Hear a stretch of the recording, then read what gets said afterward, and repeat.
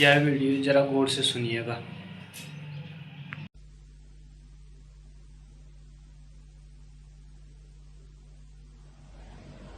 बचपन से ही सुन रखा था कि पृथ्वी पर एक ऐसा नगर भी है जहां के सभी लोग धार्मिक हैं।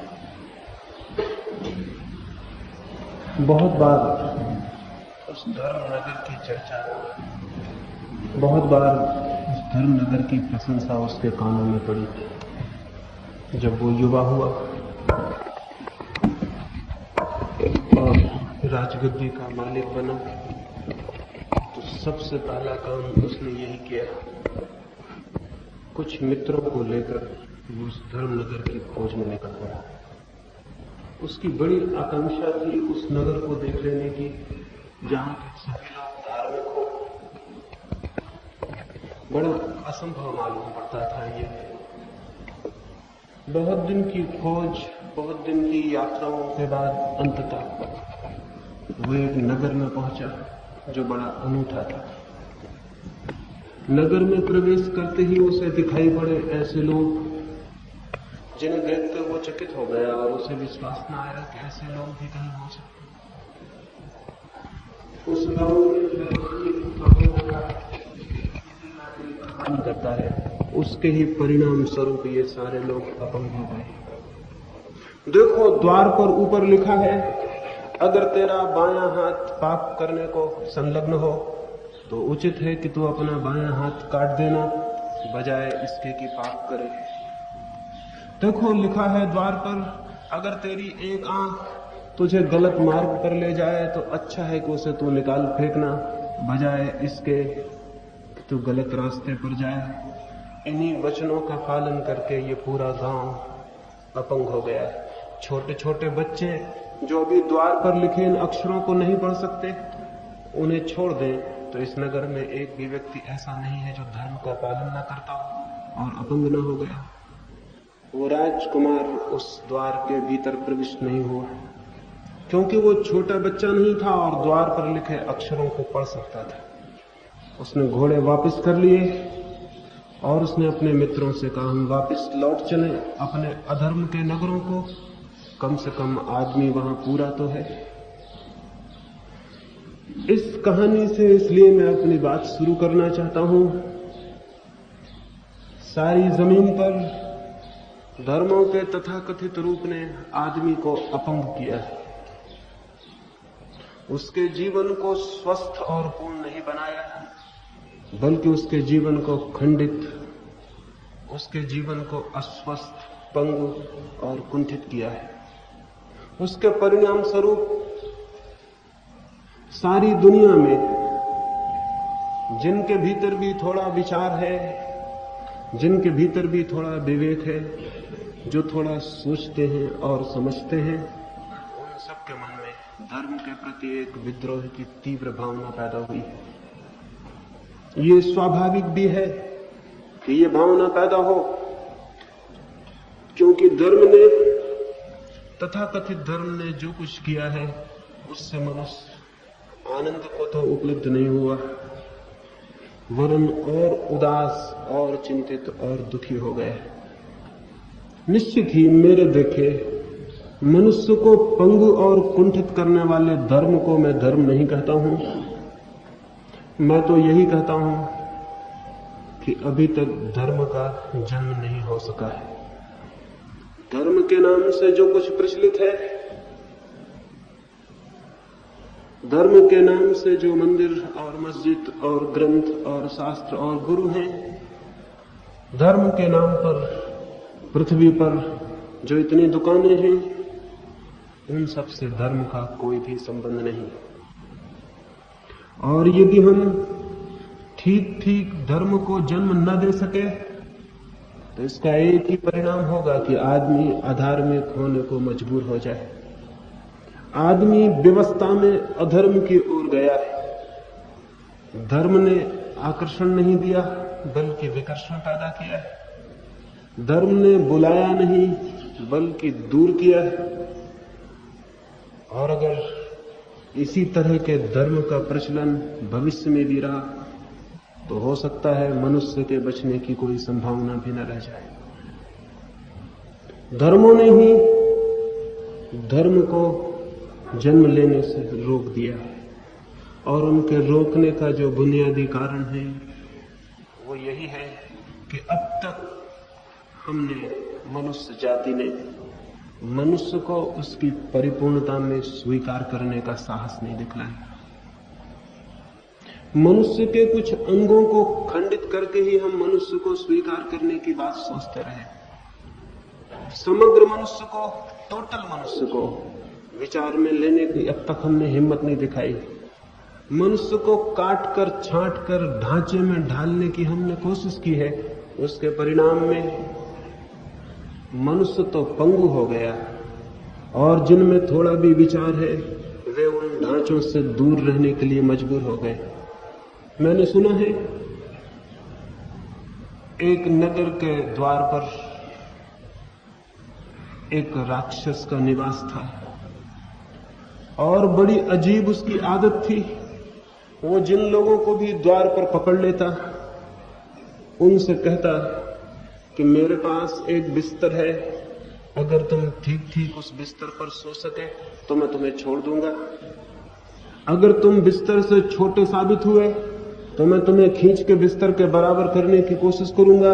उसमें अक्सर लोग मर जाते हैं, तुम भी मर सकते हो।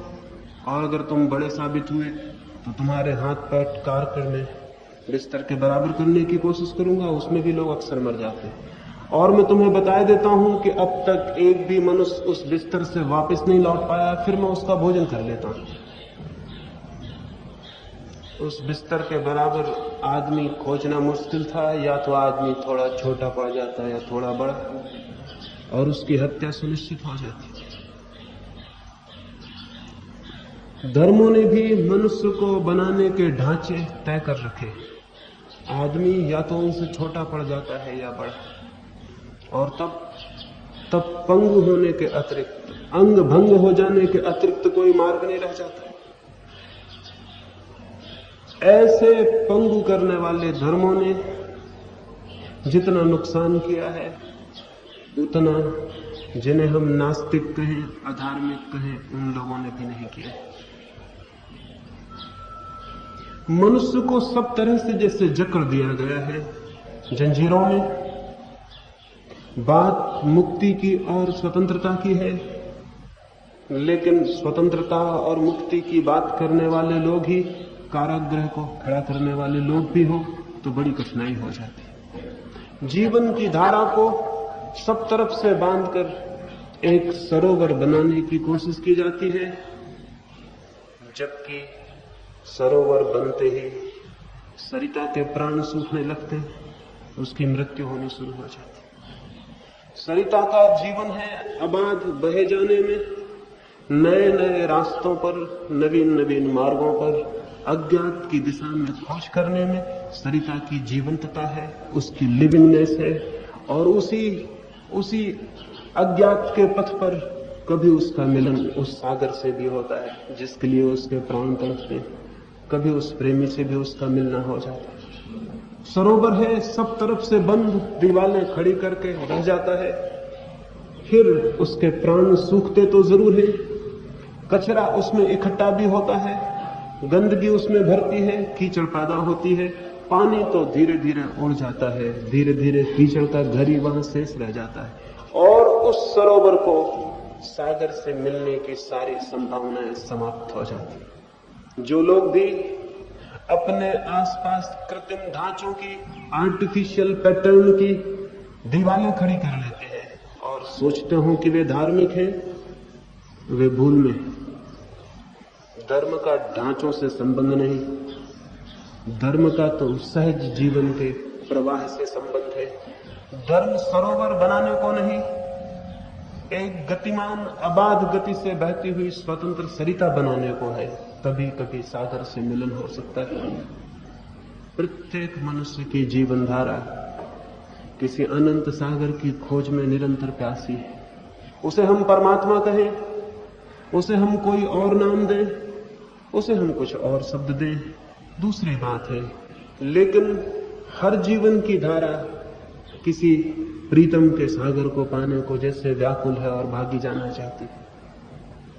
इसे हम जितना बांध लेंगे, जितना सब तरफ से दीवारें खड़ी करके कारागृह में बंद कर देंगे, उतनी ही कठिन ये यात्रा हो जाएगी और असंभव। धर्मों ने अब तक यही किया है, मनुष्य को स्वतंत्र नहीं किया बल्कि बांधा, मनुष्य को मुक्त नहीं किया बल्कि जंजीरें और कारागृह बनाए। और हजारों वर्ष से ये क्रम चला, हजारों वर्ष के प्रचारित बातें धीरे धीरे फिर हमें सत्य भी प्रतीत होने लगती, क्योंकि सामान्य जन केवल प्रचारित असत्य को ही सत्य मान लेने को सहज ही राजी हो जाता है। एडल्फ हिटलर ने अपने आत्मकथा में लिखा है, मैंने सत्य और असत्य में एक ही फर्क पाया, ठीक से प्रचारित असत्य सत्य मालूम होने लगता है। और उसने लिखा कि मैं अपने अनुभव से कहता हूं, कैसे भी असत्य को ढंग से प्रचारित किया जाए, थोड़े दिन में लोग उसे सत्य मान लेने को राजी हो जाते।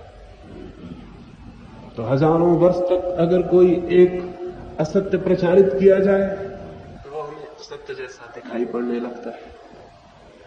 तो जो हमारे बंधन हैं वे भी हमें ऐसे प्रतीत हो सकते हैं जैसे हमारी मुक्ति हो, जो हमें रोकते हैं पहुंचने से प्रतीत हो सकते हैं कि हमारी सीढ़ियां हैं और हमें ले जाते हैं। मैंने सुना है एक पहाड़ी सराय पर एक युवक एक रात मेहमान हुआ। जब वो पहाड़ी में प्रवेश करता था तो घाटियां उसने किसी बड़ी अद्भुत और मार्मिक आवाज से गूंजती हुई सुनी। घाटियों में कोई बड़े मार्मिक, बड़े आंसू भरे, बहुत प्राणों की पूरी ताकत से जैसे चिल्लाता और रोता था। कोई आवाज गूंज रही थी घाटियों में, स्वतंत्रता स्वतंत्रता स्वतंत्रता। वो हैरान हुआ कि कौन स्वतंत्रता का प्रेमी इन घाटियों में इतने जोर से आवाज करता होगा। लेकिन जब वो सराय के निकट पहुंचा तो आवाज और निकट सुनाई पड़ने लगी। शायद सराय से ही आवाज उठती थी, शायद कोई वहां बंदी था। उसने अपने घोड़े की रफ्तार और तेज कर ली। वो सराय पर पहुंचा तो हैरान हो गया, ये किसी मनुष्य की आवाज न थी। सराय के द्वार पर पिंजड़े में एक तोता बंद था और जोर से स्वतंत्रता स्वतंत्रता चिल्ला रहा है। उस युवक को बड़ी दया आई उस तोते पर। वो युवक भी अपने देश की आजादी की लड़ाइयों में बंद रहा था, कारागृहों में, और वहां उसने अनुभव किया था परतंत्रता का दुख। वहां उसने आकांक्षा अनुभव की थी मुक्त आकाश की। वहां उसकी आकांक्षा ने, वहां उसके सपनों ने स्वतंत्रता के बड़े जाल पूछे थे। आज उसे उस तोते की आवाज में अपनी वो सारी पीड़ा से कराई हुई आत्मा का अनुभव हुआ। पर सराय का मालिक अभी जागता था। सोचा उसने, रात में इस तोते को स्वतंत्र कर दूंगा। रात जब सराय का मालिक सो गया, वो युवक उठा। उसने जाके पिंजड़े का द्वार खोला। सोचा था स्वतंत्रता का प्रेमी तोता उड़ जाएगा, लेकिन द्वार खोलते ही तोते ने सींचे पकड़ लिए पिंजड़े के और जोर से चिल्लाने लगा, स्वतंत्रता स्वतंत्रता स्वतंत्रता। वो युवक हैरान हुआ, द्वार खुले थे, उड़ जाना चाहिए था, चिल्लाने की कोई बात न थी। लेकिन शायद उसने सोचा मुझसे भयभीत हो, इसलिए उसने हाथ भीतर डाला। लेकिन तोते ने उसके हाथ पर चोट की, पिंजड़े के सींचों को और जोर से पकड़ लिया। युवक ने ये सोच के कि कहीं उसका मालिक ना जाग जाए, चोट भी सही और किसी तरह बमुश्किल उस तोते को निकाल के आकाश में उड़ा दिया। वो युवक बड़ी शांति से सो गया। एक आत्मा को स्वतंत्र करने का आनंद उसे अनुभव हुआ था। लेकिन सुबह जब उसकी नींद खुली तो उसने देखा तोता वापस अपने पिंजरे में आकर बैठ गया। द्वार खुला पड़ा और तोता चिल्ला रहा है, स्वतंत्रता स्वतंत्रता स्वतंत्रता। वो बहुत हैरान हुआ, वो बहुत मुश्किल में पड़ गया। ये आवाज कैसी, ये प्यास कैसी, ये आकांक्षा कैसी? ये तोता पागल तो नहीं है? वो तोते के पिंजड़े के पास खड़े होकर यही सोचता था कि सराय के मालिक वहां से निकला और उसने कहा, बड़ा अजीब है तुम्हारा तोता, मैंने इसे मुक्त कर दिया था लेकिन ये तो वापस लौट आया।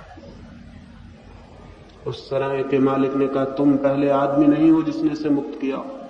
जो भी यात्री यहाँ ठहरता है इसकी आवाज के धोखे में आ जाता है, रात इसे मुक्त करने की कोशिश करता है, सुबह खुद ही हैरानी में पड़ जाता है, तोता वापस लौट आता है। उसने कहा, बड़ा अजीब तोता है तुम्हारा। उस बूढ़े मालिक ने कहा, तोता ही नहीं, हर आदमी इसी तरह अजीब है। जीवन भर चिल्लाता है मुक्ति चाहिए, स्वतंत्रता चाहिए, और उन्हीं सींचों को पकड़े बैठा रहता है जो उसके बंधन है और उसके कारागृह। मैंने जब ये बात सुनी थी तो मैं भी बहुत हैरान हुआ था। फिर मैंने आदमी को बहुत गौर से देखने की कोशिश की तो मैंने पाया कि जरूर ये बात सच है। आदमी का पिंजड़ा दिखाई नहीं पड़ता, ये दूसरी बात है, लेकिन हर आदमी किसी पिंजड़े में बंद है और आदमी उन पिंजड़े के सींचों को पकड़े हुए है। ये भी बहुत ऊपर से दिखाई नहीं पड़ता, क्योंकि तोते का पिंजड़ा बहुत स्थूल है, आदमी का पिंजड़ा बहुत सूक्ष्म। आंख एकदम से उसे नहीं देख पाती, लेकिन थोड़े ही गौर से देखने पर यह दिखाई पड़ जाता है कि हम एक ही साथ दोनों काम कर रहे हैं। आकांक्षा कर रहे हैं मुक्ति की, आकांक्षा कर रहे हैं किसी विराट से मिलन की, और क्षुद्र सींचों को इतनी जोर से पकड़े हुए हैं कि उन्हें छोड़ने का नाम भी नहीं लेते। और कुछ लोग हैं जो हमारे इस विरोधाभास का, हमारे इस कंट्राडिक्शन का, हमारे जीवन की ये बहुत अद्भुत उलझन का फायदा उठा रहे हैं। तोते के ही मालिक नहीं होते, आदमी के भी मालिक हैं, और वे मालिक भली भांति जानते हैं कि आदमी जब तक पिंजड़े के भीतर बंद है तभी तक उसका शोषण हो सकता है, तभी तक उसका एक्सप्लॉयटेशन हो सकता है। जिस दिन वो पिंजड़े के बाहर है उस दिन शोषण की कोई दीवार, किसी भांति का शोषण संभव नहीं रह जाएगा। और सबसे गहरा शोषण जो आदमी का हो सकता है वो उसकी बुद्धि के, उसके विचार का शोषण, उसकी आत्मा का शोषण। दुनिया में उन लोगों ने जिन्होंने आदमी के शरीर को कारागृह में डाला हो, उनका अनाचार बहुत बड़ा नहीं। जिन्होंने आदमी के शरीर के आसपास दीवारें खड़ी की हो, उन्होंने कोई बहुत बड़ी प्रतनता पैदा नहीं की, क्योंकि एक आदमी की देह भी बंद हो सकती है कारागृह में, और फिर भी हो सकता है कि वो आदमी बंदी न हो, उसकी आत्मा दीवारों के बाहर उड़ान भरे, उसकी आत्मा सूरज के दूर पथों पर यात्रा करे, उसके सपने दीवानों को अतिक्रमण कर जाएं। देह बंद हो सकती है और हो सकता है कि भीतर जो बैठा है वो बंद ना हो। जिन लोगों ने मनुष्य के शरीर के लिए कारागृह उत्पन्न किए वे बहुत बड़े जेलर नहीं थे, लेकिन जिन्होंने मनुष्य की आत्मा के लिए सूक्ष्म कारागृह बनाए हैं वे मनुष्य के बहुत गहरे में शोषक, मनुष्य के जीवन पर आने वाली चिंताओं और दुखों का बोझ डालने वाले सबसे बड़े जिम्मेदार वे ही लोग। और वे लोग कौन? जिन लोगों ने भी धर्म के नाम पर धर्मों को निर्मित किया है वे सभी लोग। जिन लोगों ने भी परमात्मा के नाम पर छोटे छोटे मंदिर खड़े किए हैं, मस्जिद और चर्च, वे सभी लोग। जिन लोगों ने भी धर्म के नाम पर शास्त्र निर्मित किए हैं और दावा किया है उन शास्त्रों में परमात्मा की वाणी होने का, वे सभी लोग। वे सभी लोग जिन्होंने मनुष्य के अंतश्चित्त को बांध लेने की बड़ी सूक्ष्म इजादें की हैं, वे सभी लोग। वे कौन सी सूक्ष्मतम जंजीरें हैं जो आदमी को बांध रखती हैं? उन संबंध में अभी कहूंगा। 3 चर्चाएं यहां मुझे देनी है। 3 चर्चाओं में कोशिश करूंगा कि बंधन समझ में आ सके, हम क्यों बंधन में बंधे हैं ये समझ में आ सके, और हम कैसे बंधन से मुक्त हो सकते हैं ये समझ में आ सके। कौन से बंधन मनुष्य को घेर लिए हैं इतनी सूक्ष्मता से? शायद ख्याल में भी ना आए, ख्याल में आएगा भी नहीं। उस तोते को भी ख्याल में नहीं आ सकता था कि मैं क्या चिल्ला रहा हूं और क्या पकड़े हुए हूं। पहला बंधन जो मनुष्य के आसपास कारागृह को खड़ा किया है वो है श्रद्धा का, विश्वास का, बिलीफ का। हजारों वर्षों से ये समझाया जा रहा है, विश्वास करो।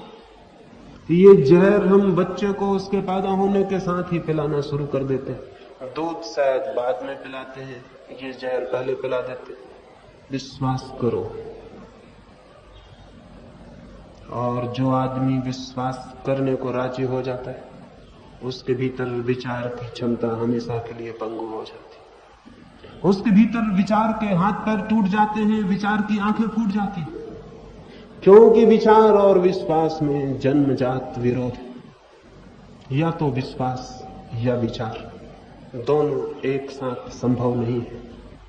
क्योंकि विश्वास की पहली शर्त है संदेह मत करो, और विचार की पहली शर्त है संदेह करो। ठीक ठीक संदेह करो। विश्वास कहता है शक मत करो, मान लो। विचार कहता है मानने की जल्दी मत करना, हेजिटेट करना, थोड़े ठहरना, थोड़े रुकना, थोड़े सोचना। विश्वास कहता है एक क्षण रुकने की जरूरत नहीं है। विचार कहता है चाहे पूरा जीवन ही क्यों ना रुकना पड़े, लेकिन प्रतीक्षा करना, जल्दी मत करना, सोचना, खोजना, चिंतन करना, मनन करना, और तभी शायद जो सत्य है उसकी झलक उपलब्ध हो सके। लेकिन विश्वास बड़ा सस्ता नुस्खा है, बहुत शॉर्टकट है, बहुत सीधा सा दिखाई पड़ता है। हमें कुछ भी नहीं करना है। कोई हमसे कहता है विश्वास कर लो, परमात्मा है। कोई हमसे कहता है विश्वास कर लो, परमात्मा नहीं है। कोई हमसे कहता है विश्वास कर लो, आत्मा है। कोई हमसे कहता है विश्वास कर लो, स्वर्ग है, मोक्ष है। दुनिया के ये इतने धर्म, कोई 300 धर्म जमीन पर हैं। इन सब में आपस में विरोध है। ये एक दूसरे की बात से राजी नहीं है, ये एक दूसरे के शत्रु हैं, लेकिन एक बात पर ये सब सहमत हैं कि विश्वास करो। इस जहर को पिलाने में इनका कोई विरोध नहीं। ये इन सब की बुनियाद है। तो आप चाहे हिंदू हो, चाहे मुसलमान, चाहे ईसाई, अगर आप विश्वास करते हैं तो इससे कोई फर्क नहीं पड़ता कि आपने आंख पर किस रंग की पट्टियां बांध रखी, वे हरी हैं कि लाल की सफेद, इससे कोई फर्क नहीं पड़ता। आंख पर पट्टियां हैं, बस इतना काफी है। आपके जीवन में विचार का जन्म नहीं हो सकेगा। और नहीं चाहते हैं समाज के न्यस्त स्वार्थ कि मनुष्य में विचार पैदा हो, क्योंकि विचार आधारभूत रूप से विद्रोह है। विचार में रिबेलियन छिपा है, विचार में रेवोल्यूशन छिपी है। वहां क्रांति का बीज है। जो विचार करेगा वो आज नहीं कल खुद तो क्रांति से गुजरेगा ही, उसके आसपास भी वो क्रांति की हवाएं फेंकेगा। क्योंकि विचार झुकने को राजी नहीं होता, विचार अंधा होने को राजी नहीं होता, विचार आंख बंद कर लेने को राजी नहीं होता। मैंने सुना है एक गांव में एक विचारक तेली के घर तेल खरीदने गया। देख के उसे वहां बड़ी हैरानी हुई।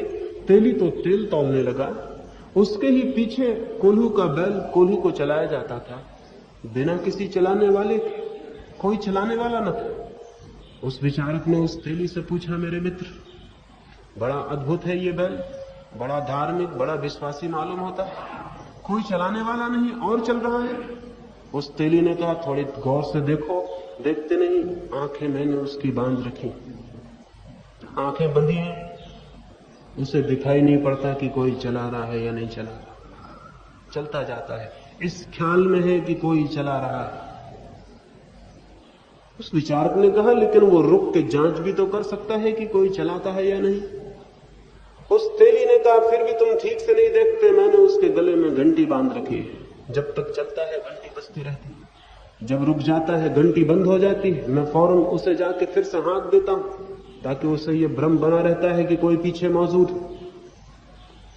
उस विचारक ने कहा, और ये भी तो हो सकता है कि वो खड़ा हो जाए और सिर हिलाता रहे ताकि घंटी बजे। उस तेली ने कहा, महाराज मैं आपके हाथ जोड़ता हूं, आप जल्दी यहां से चले जाएं, कहीं मेरा बैल आपकी बातें न सुन ले।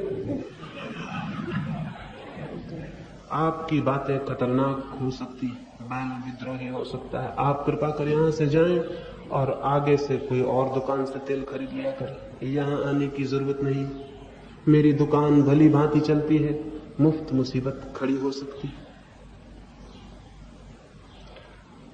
आदमी के शोषण पर भी धर्म के नाम पर बहुत दुकानें हैं, जिन्हें हम परमात्मा के मंदिर कहते हैं, जरा भी वे परमात्मा के मंदिर नहीं, दुकानें हैं, पुरोहित की ईजाद। परमात्मा का भी कोई मंदिर हो सकता है जो आदमी बनाए। परमात्मा के लिए भी मंदिर की व्यवस्था आदमी को करनी पड़ेगी। क्या कैसी छोटी, कैसी अजीब सी बात है। हम बनाएंगे उसके लिए मंदिर, उसके निवास की व्यवस्था हम करेंगे, और हमारे छोटे छोटे मकानों में वो विराट समा सकेगा, प्रवेश पा सकेगा? नहीं, ये तो संभव नहीं है। और इसीलिए जमीन पर कितने मंदिर हैं, कितने चर्च, कितनी मस्जिद, कितने गिरजे, कितने शिवालय, कितने गुरुद्वारे, लेकिन धर्म कहां है, परमात्मा कहां है? इससे ज्यादा अधार्मिक और कोई स्थिति हो सकती है जो हमारी है? और ये मंदिर और मस्जिद ही रोज अधर्म के अड्डे बन जाते हैं, हत्या के, आगजनी के, बलात्कार के। इनके भीतर से ही वे आवाजें उठती हैं जो मनुष्य को टुकड़ों टुकड़ों में तोड़ देते। इनके भीतर से ही वे नारे आते जो आदमी के जीवन में हजार हजार तरह के विद्वेष, घृणा फैला जाते हैं, हिंसा पैदा कर जाते हैं। अगर किसी दिन किसी आदमी ने ये मेहनत उठानी पसंद की और ये हिसाब लगाया कि मंदिर और मस्जिदों के नाम पर कितना खून बहा है, तो आप हैरान हो जाएंगे। और किसी बात पर इतना खून कभी भी नहीं बहा। और आप हैरान हो जाएंगे कि आदमी के जीवन में जितना दुख, जितनी पीड़ा इनके कारण पैदा हुई है और किसी कारण से पैदा नहीं हुई। और आदमी के बीच जो प्रेम हो सकता था वो असंभव हो गया है, क्योंकि आदमी के बीच चर्च और मंदिर बड़ी मजबूत दीवार की तरह आ जाते हैं। और क्या कभी हम सोचते हैं कि जो दीवारें आदमी को आदमी से अलग कर देती हों, क्या वे दीवारें आदमी को परमात्मा से मिलाने का सेतु बन सकती, मार्ग बन सकती? जो आदमी को ही आदमी से नहीं मिला पाती, वे आदमी को परमात्मा से कैसे मिला पाएंगे?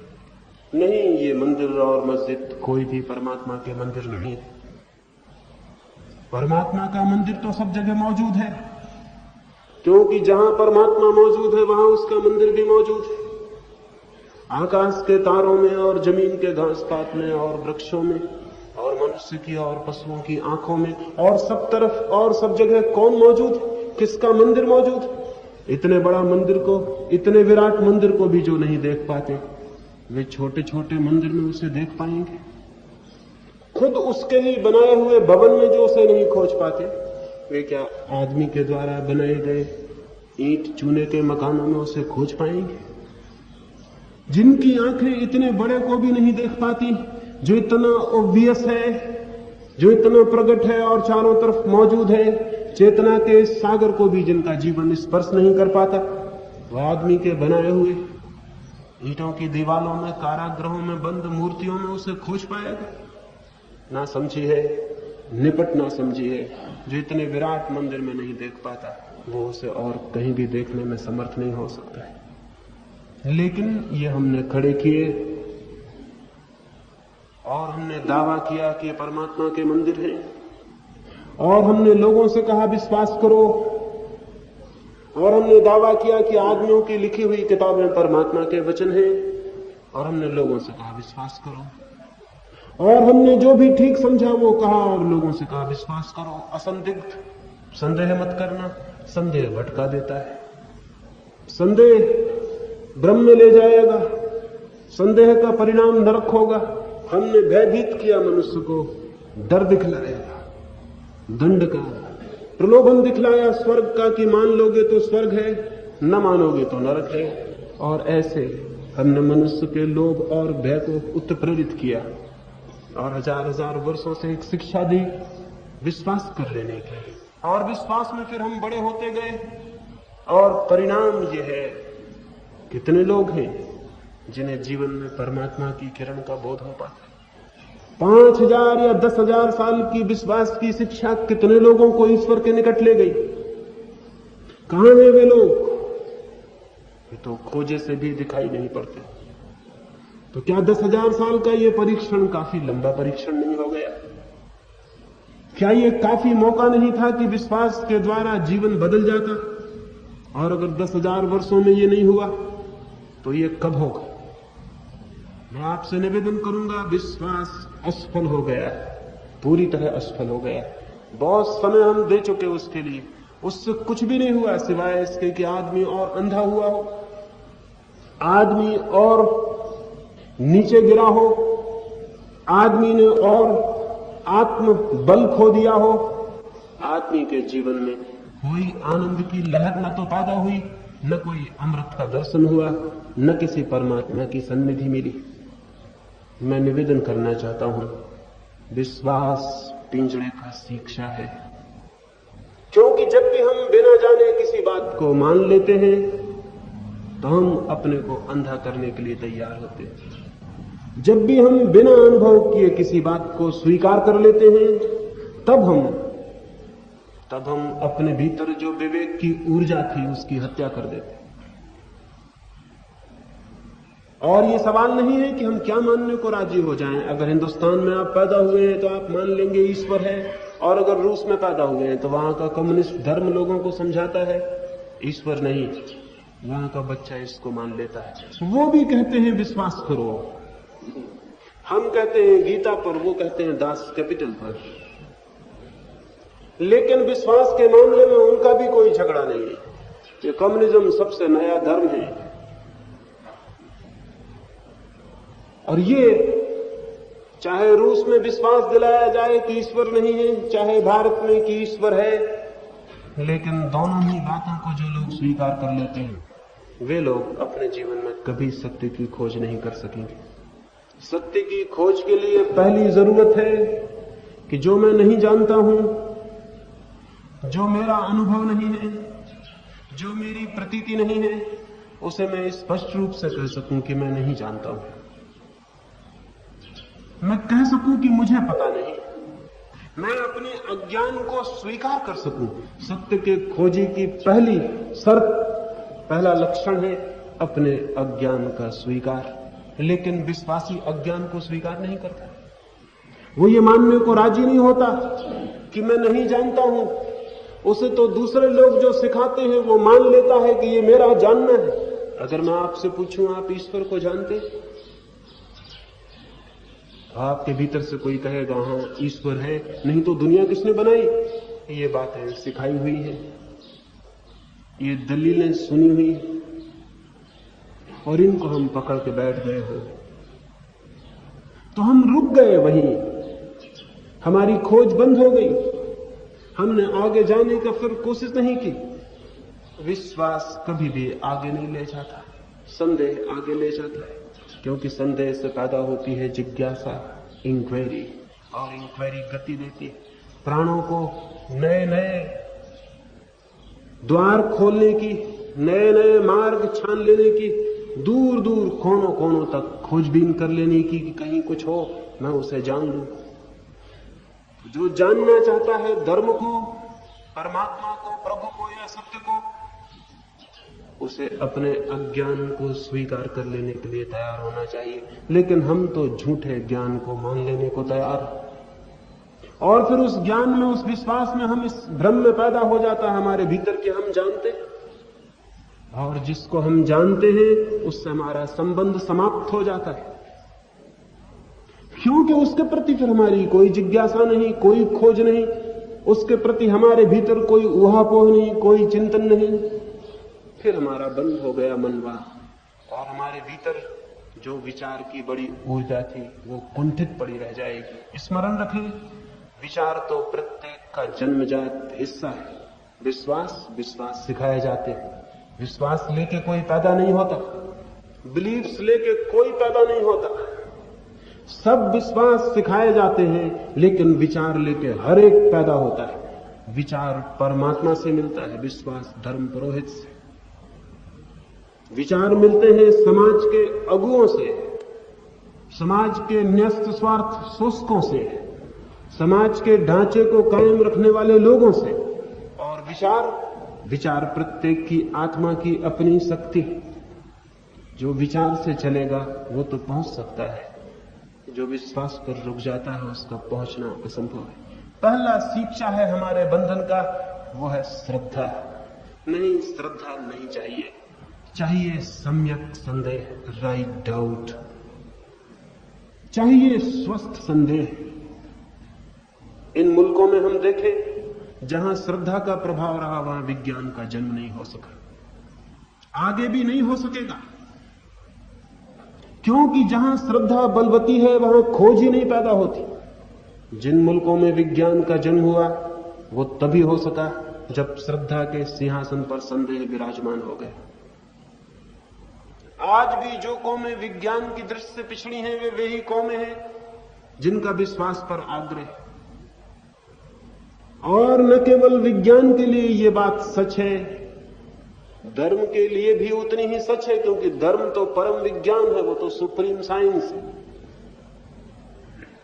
वैज्ञानिक तो फिर भी हाइपोथेसिस को मानकर चलता है, थोड़ा बहुत एक अनुमान स्वीकार करता है, एक परिकल्पना स्वीकार करता है, लेकिन धर्म का खोजी परिकल्पना को भी स्वीकार नहीं करता,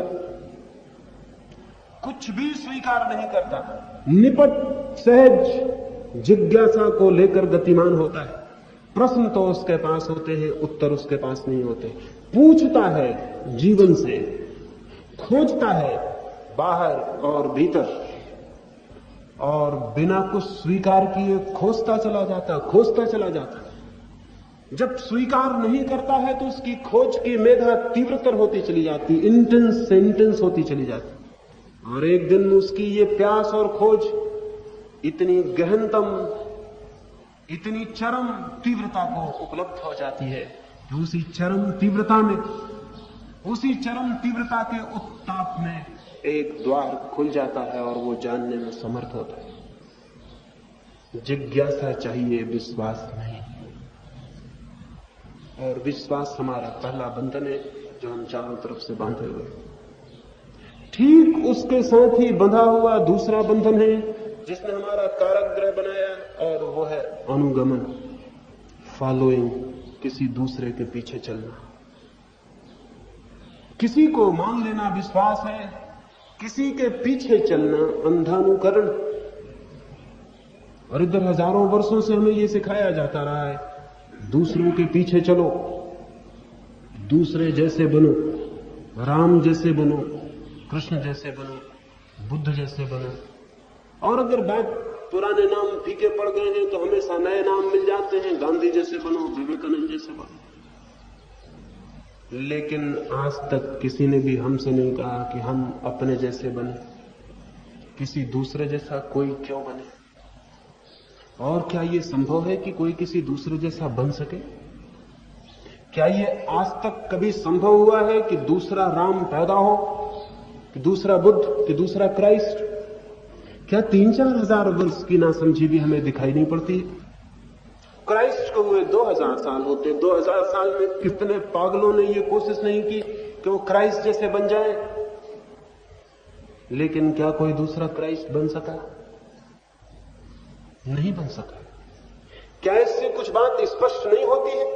क्या यह स्पष्ट नहीं होता कि हर मनुष्य एक अद्वितीय, यूनिक व्यक्तित्व है? कोई मनुष्य किसी दूसरे जैसा बनने को पैदा भी नहीं हुआ। परमात्मा के घर कोई कारखाना नहीं है फोर्ड जैसा कि एक सी कारें निकालता चला जाए। परमात्मा कोई कारखाना नहीं है, कोई ढांचा नहीं है। शायद परमात्मा एक कवि है, शायद एक चित्रकार है जो रोज नए चित्र बनाता, रोज नई कविता लिखता। शायद इतना जीवंत है उसका उत्पादन, उसका सृजन, कि वो रोज नई प्रतिमाएं गढ़ लेता है। पुरानी प्रतिमाओं पर लौटने योग्य स्थिति अभी तक भी उसकी नहीं आई। अभी भी नए के सृजन की क्षमता उसकी मौजूद है। इसलिए रोज नया नया, हर व्यक्ति नया है और अलग है और पृथक है। और जिस दिन ये संभव होगा कि सारे व्यक्ति एक जैसे हो जाएं, उस दिन आदमी नहीं होगा जमीन पर, मशीनें होंगी। उस दिन से ज्यादा दुर्भाग्य का कोई दिन नहीं होगा। तो मैं ये निवेदन करना चाहता हूं, अंधानुकरण, किसी दूसरे जैसे बनने की कोशिश से आदमी बहुत गहरे बंधन में पड़ता है। और बंधन में इसलिए पड़ता है कि दूसरे जैसा तो वो कभी बन ही नहीं सकता, ये असंभावना है, ये इम्पॉसिबिलिटी है। लेकिन इस कोशिश में अभिनय कर सकता है दूसरे जैसा, तो उसकी आत्मा अलग हो जाती, अभिनय अलग हो जाता। राम तो नहीं बन सकता कोई, लेकिन रामलीला का राम बन सकता है। रामलीला का राम बिल्कुल झूठा आदमी, ऐसे आदमी की जमीन पर कोई भी जरूरत नहीं। रामलीला का राम एक अभिनय है, एक एक्टिंग है। ऊपर से हम कुछ ओढ़ ले सकते हैं, भीतर आत्मा होगी पृथक, ये ओढ़े हुए वस्त्र होंगे अलग। इन दोनों के बीच एक द्वंद होगा, एक कॉन्फ्लिक्ट होगी, एक सतत कलह होगी। और अभिनय कभी भी आनंद नहीं ला सकता। देखने वालों को लाता हो ये दूसरी बात, लेकिन जो अभिनय कर रहा है वो निरंतर ये पीड़ा अनुभव करता है कि मैं किसी और की जगह खड़ा हूं, मैं अपनी जगह नहीं हूं, मैं कोई और हूं, मैं वही नहीं हूं जो मैं हूं। वैसा आदमी कभी आत्म स्थित नहीं हो पाता, क्योंकि वो निरंतर दूसरे के अभिनय में व्यस्त होता है। ये भी हो सकता है कि कोई राम का अभिनय इतनी कुशलता से करे कि खुद राम भी मुसीबत में पड़ जाए। ये हो सकता है, क्योंकि अभिनेता को भूल चूक नहीं करनी पड़ती, उसका सब पाठ रटा हुआ तैयार होता है। खुद राम से भूल चूक हो सकती है, क्योंकि पाठ तैयार नहीं है, पहले से सब सिखाया हुआ नहीं है। जिंदगी रोज सामने आती है। असली आदमी भूल चूक कर सकता है, नकली आदमी कभी भूल चूक नहीं करता। इसलिए जो आदमी कभी भूल चूक ना करता हो, समझ लेना कि उस आदमी में कुछ नकली मौजूद है। वो किसी ढांचे में ढला हुआ आदमी वो जिंदा नहीं, जिंदगी में भूल चुके हैं। तो ये हो सकता है कि रामलीला का अभिनय किसी ने 20 बार किया हो। राम को तो बेचारों को एक ही बार मौका मिला, 20 बार मौका नहीं मिला। ये हर बार ज्यादा कुशल होता चला जाएगा। और ऐसा भी हो सकता है एक दिन अगर असली राम के सामने इसे खड़ा कर दे तो जनता इस नकली को पूजे, असली को छोड़ दे। अक्सर ऐसा होता है, क्योंकि ये होगा बहुत कुशल। इसकी इफिशियंसी, इसकी कुशलता का मुकाबला राम नहीं कर सकते। ऐसा एक दफा हुआ, ऐसी एक घटना घटी। चार्ली चैपलिन को उसके जन्मदिन पर, एक विशेष जन्मदिन पर, 50वीं वर्षगांठ पर कुछ मित्रों ने चाहा कि एक अभिनय हो, सारी दुनिया से कुछ अभिनेता आए और चार्ली चैपलिन का अभिनय करें, और उनमें जो प्रथम आ जाए। वैसे 3 लोगों को पुरस्कार इंग्लैंड की महारानी दे। सारे यूरोप में प्रतियोगिता हुई, 100 प्रतियोगी चुने गए। चार्ली चैपलिन ने मन में सोचा, मैं भी किसी दूसरे गांव से जाकर मैं भी क्यों न सम्मिलित हो जाऊं, मुझे तो प्रथम पुरस्कार मिल ही जाना है, इसमें कोई शक शुबा की बात नहीं, मैं खुद चार्ली चैपलिन हूं। और जब बात खुलेगी तो लोग हंसेंगे, एक मजाक हो जाएगी। मजाक हुई जरूर, लेकिन दूसरे कारण से हुई। चार्ली चैपलिन को द्वितीय पुरस्कार मिला। और जब बात खुली कि खुद चार्ली चैपलिन भी उन 100 अभिनेताओं में सम्मिलित था, तो सारी दुनिया हंसी और हैरान हो गई कि ये कैसे हुआ। एक दूसरा आदमी बाजी ले गया चार्ली चैपलिन होने की प्रतियोगिता, और चैपलिन खुद नंबर 2 रह गए।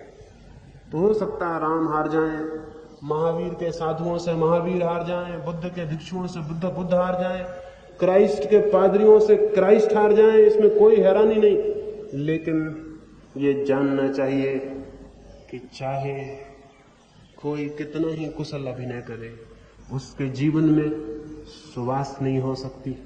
वो कागज का ही फूल होगा, वो असली फूल नहीं हो सकता। और ये चेष्टा में कि वो दूसरे का अंधानुकरण करे, वो एक बहुमूल्य अवसर खो देगा जो स्वयं की निजता को पाने का था। वैसे ही हो जाएगी बात। आपकी बगिया में मैं आऊं और आपके फूलों को समझाऊं, गुलाब को कहूं तू कमल हो जा, चमेली को कहूं तू चंपा हो जा। पहली तो बात है, फूल मेरी बात सुनेंगे नहीं, क्योंकि फूल आदमियों जैसे ना समझ नहीं कि हर किसी की बात सुने। कोई उपदेशक वगैरह उनके बीच नहीं होता, पर हो सकता है आदमियों के साथ रहते रहते कुछ फूल बिगड़ गए हों। आदमी के साथ रह के कोई भी बिगड़ सकता है। जानवर जो जंगल में रहते हैं उनको वो बीमारियां नहीं होती, आदमी के साथ रहने लगते हैं उन्हीं बीमारियों के ग्रस्त हो जाते।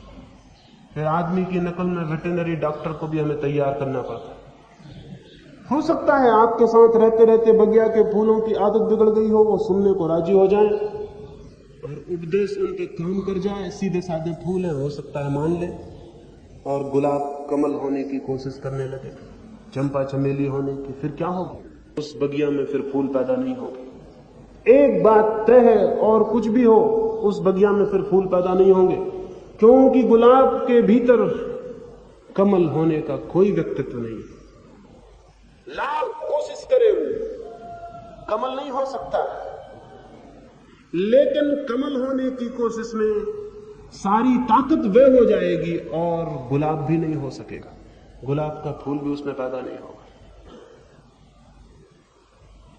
आदमी की बगिया ऐसे ही वीरान हो गई। सोचें कभी, अगर हम 20-25 लोगों के नाम दुनिया से अलग कर दें तो आदमी के 10,000 वर्षों में कितने फूल लगे। एक बुद्ध को, महावीर को, कृष्ण को, क्राइस्ट को, लाओत्से को, कन्फ्यूशियस को, इनको छोड़ दें, 20 नाम अलग कर दें मनुष्य जाति के 10,000 साल में, तो बाकी किन आदमियों के जीवन में फूल लगे। और क्या ये अत्यंत दुर्भाग्यपूर्ण नहीं है कि अरबों लोग पैदा हो, 1-2 आदमी के जीवन में फूल आए और बाकी लोग बिना फूल के बांझ रह जाएं? कौन है इसके लिए जिम्मेवार? मेरी दृष्टि में अनुकरण इसके लिए जिम्मेवार है। क्या आपको पता है क्राइस्ट ने किसका अनुकरण किया? क्राइस्ट किसकी कार्बन कॉपी बनना चाहे थे? क्या कहीं उल्लेख है कि कृष्ण ने किसी का अनुकरण किया हो? क्या कहीं यह लिखा है किसी किताब में और किसी धर्म ग्रंथ में कि बुद्ध किसी के पीछे चले हो? नहीं, वे ही थोड़े से लोग इस जमीन पर सुगंध को उपलब्ध हुए जो अपनी निजता की खोज किए, किसी के पीछे नहीं गए। लेकिन हम अजीब पागल हैं, हम उन्हीं लोगों के पीछे जा रहे हैं जो किसी के पीछे कभी नहीं गए। और जब तक हम किसी का अनुसरण करने की कोशिश करेंगे तब तक हमारे व्यक्तित्व में वो मुक्ति, वो स्वतंत्रता पैदा नहीं हो सकती। दूसरे का अनुकरण गहरी से गहरी परतंत्रता है। मैं बांधता हूं फिर अपने को, दूसरा हो जाता है मेरे लिए आदर्श और उसके अनुकूल मैं अपने को बांधने लगता हूं, कसने लगता हूं, फिर एक पिंजरा तैयार हो जाता है और उस पिंजरे के सींचों को पकड़ के मैं चिल्लाता हूं स्वतंत्रता। तो बहुत हंसी जैसी बात हो जाती है। न तो चाहिए मनुष्य में विश्वास और न चाहिए मनुष्य में अंधानुकरण, चाहिए मनुष्य में विचार, चाहिए मनुष्य में निजता की खोज, चाहिए, हो सकता है आनंद है पूरी तरह खिलने का। सवाल महावीर और बुद्ध होने का नहीं है, सवाल जो भी आप हैं उसकी पूरी तरह खिल जाने का। और जिस दिन आप पूरी तरह खिलते हैं उसी दिन आपके जीवन में धर्म का अनुभव शुरू होता है, उसके पहले नहीं। पंगु और कुंठित व्यक्तित्व जीवन के सत्य से कोई संपर्क नहीं साध सकता। चाहिए परिपूर्ण, स्वस्थ और खिला हुआ फूल की भांति व्यक्तित्व जो अपने सारे प्राणों को विकसित कर सके, तब जीवन के चारों तरफ के संदेश उसे मिलने उपलब्ध हो जाए, शुरू हो जाते। तो मैं ये अंत में निवेदन करूंगा, मनुष्य के बंधन गहरे अर्थों में 2 हैं, विश्वास के और अनुकरण के। जो व्यक्ति इन बंधनों से अपने को मुक्त कर लेता है वो कदम रख रहा है सत्य की तरफ, वो धार्मिक होने की तरफ कदम रख रहा है। उसके भीतर धार्मिक चित्त पैदा हो गया। धार्मिक चित्त वो नहीं है जो किन्हीं मंदिरों में जाके सिर टेकता हो, किन्हीं शास्त्रों को लेकर सिर पे घूमता हो। नहीं, धार्मिक चित्त वो है जो अपने आसपास अपनी चेतना पर किसी तरह के बंधनों को पोषण नहीं देता है, सब तरह के बंधनों को शिथिल करता है, तोड़ता है, और तब चेतना के भीतर जो छिपा है उसके प्रकट होने का द्वार खोजता है। ये मैंने कुछ थोड़ी सी बातें आपसे कही। ये बातें बिल्कुल नकारात्मक हैं, बिल्कुल नेगेटिव हैं, लेकिन कोई माली बगीचा बनाना चाहे तो पहले पुराने पौधों को निकाल अलग कर देता है, घास पात उखाड़ देता है, जड़ें निकाल के बाहर फेंक देता है, पत्थर कंकड़ अलग कर देता है ताकि भूमि तैयार हो जाए, ताकि फिर नए बीज बोए जा सके। तो मेरी इस पहली चर्चा में कुछ चीजों को मैंने तोड़ फोड़ करने की कोशिश की है, कुछ अलग कर देने की, ताकि आप तैयार हो सके उन बातों के लिए जिन्हें मैं बीज कहता हूं, और जो अगर भीतर पहुंचे तो उनसे आपके जीवन में एक अंकुरण हो सकता है, एक पल्लवन हो सकता है, कुछ आ सकती है सुवास। हर आदमी पैदा हुआ है एक फूल बन सके, एक सुवास उसके जीवन में आ सके, और जो आदमी बिना ऐसा बने विदा हो जाता है उसके जीवन में कोई धन्यता, कोई कृतार्थता नहीं होती।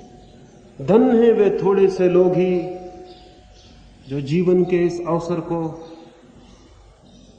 सरिता की भांति सागर तक दौड़ने का अवसर बना लेते हैं। धन है वे लोग जो सरिता की भांति सागर को उपलब्ध हो जाते हैं। जीवन की परिपूर्णता का आनंद, जीवन के अमृत का बोध केवल उन्हीं को उपलब्ध हो पाता है। ये हम सबका जन्म सिद्ध अधिकार है अगर हम मांग करें तो। लेकिन अगर हम मांग ही ना करें, या हम मांग भी करें, चिल्लाएं स्वतंत्रता स्वतंत्रता और किन्हीं सींचों को पकड़े रहे, तो कौन जिम्मेवार हो सकता है? प्रत्येक व्यक्ति ही अपने लिए जिम्मेवार है, अपने बंधन के लिए, अपने कारागृह के लिए। और जिस दिन सोचेगा तोड़ सकेगा उस कारागृह को। एक अंतिम कहानी और मैं अपनी चर्चा पूरी करूंगा। रोम में एक बहुत अद्भुत लोहार हुआ। उसकी बड़ी कीर्ति थी सारे जगत में, दूर दूर के बाजारों तक उसका सामान पहुंचा। उसने बहुत धन अर्जित किया, लेकिन जब वो अपनी प्रतिष्ठा के चरम शिखर पर था और रोम के 100 बड़े प्रतिष्ठित नागरिकों में उसकी स्थिति बन गई थी, तभी रोम पर हमला हुआ। दुश्मन ने रोम को रोन डाला और 100 बड़े नागरिकों को गिरफ्तार कर लिया।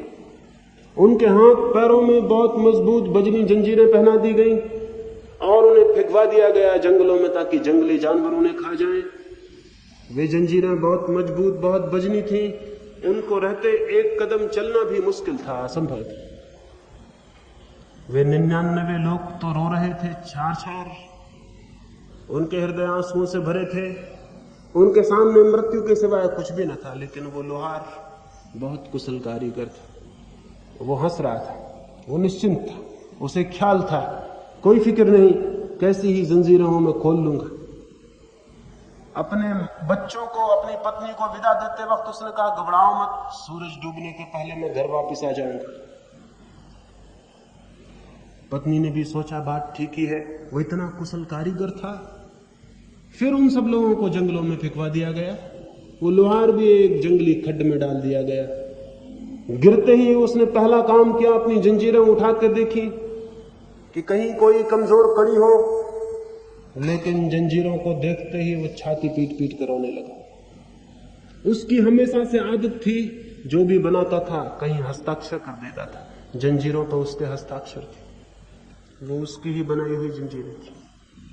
उसने कभी सोचा भी न था कि जो जंजीरें मैं बना रहा हूं वे एक दिन मेरे ही पैरों में पड़ेंगी और मैं ही बंदी हो जाऊंगा।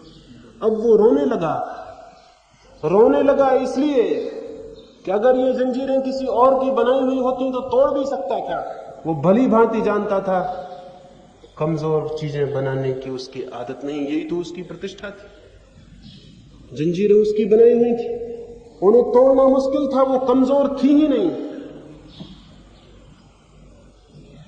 उस कुशल कारीगर को जो मुसीबत अनुभव हुई होगी, हर आदमी को जिस दिन वो जाग के देखता है ऐसी ही मुसीबत अनुभव होती। तब वो पाता है हर जंजीर पे मेरे हस्ताक्षर, और हर जंजीर मैंने इतनी मजबूती से बनाई है क्योंकि मैंने तो इसे स्वतंत्रता समझ के बनाया था। कभी सोचा भी न था कि ये जंजीर तो स्वतंत्रता को खूब मजबूती से बनाया था। मैंने इसे धर्म समझा था, खूब मजबूती से तैयार किया था। मैंने इसे मंदिर समझा था, मैंने कभी सोचा भी न था कि यह कारागृह, तो खूब मजबूत बनाया था। उस लोहार की जो हालत हो गई, वो करीब करीब हर उस आदमी को अनुभव होती है जो जाग के अपनी जंजीरों की तरफ देखता है। लेकिन वो लोहार सांझ को घर पहुंच गया था। वो कैसे पहुंचा, वो मैं रात आपसे बात करूंगा। मेरी बातों को इतने प्रेम और शांति से सुना है, उसके लिए बहुत अनुग्रहित हूं। सबके भीतर बैठे हुए परमात्मा को अंत में प्रणाम करता हूं। मेरे प्रणाम स्वीकार करें।